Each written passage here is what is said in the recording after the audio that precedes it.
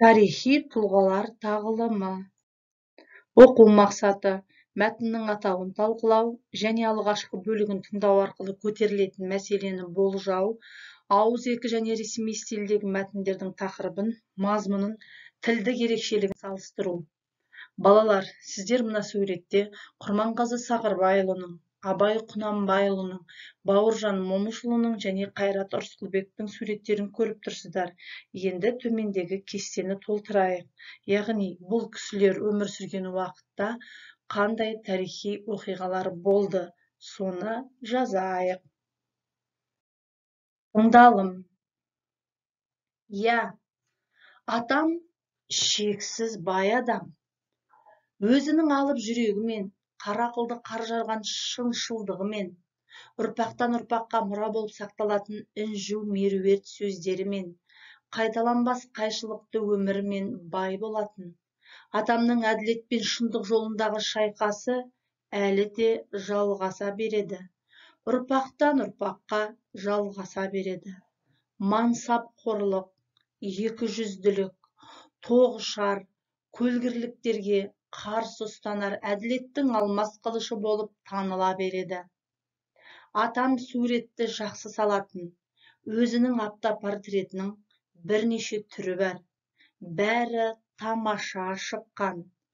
Әр дәптерінің бетінен сурет кездестірмей қоймайсыз.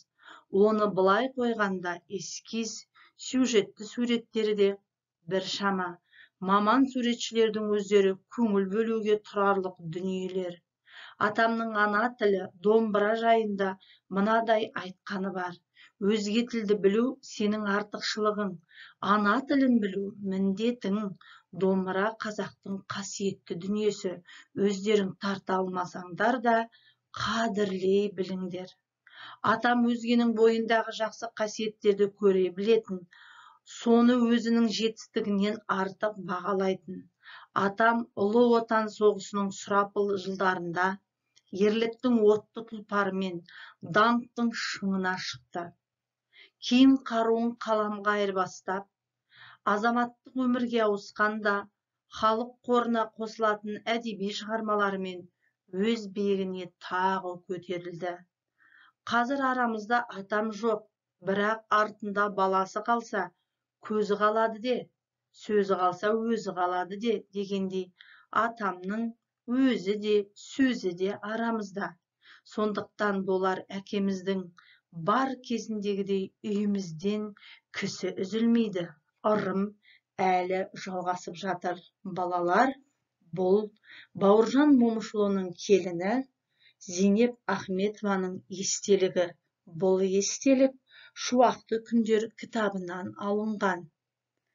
Ендеше сіздер де тарихи тұлғалар туралы көрген кинофильм, драмалық қойылым немесе әдеби шығармадан алған әсеріңді Зейнеп Ахметова сияқты баяндап жаз.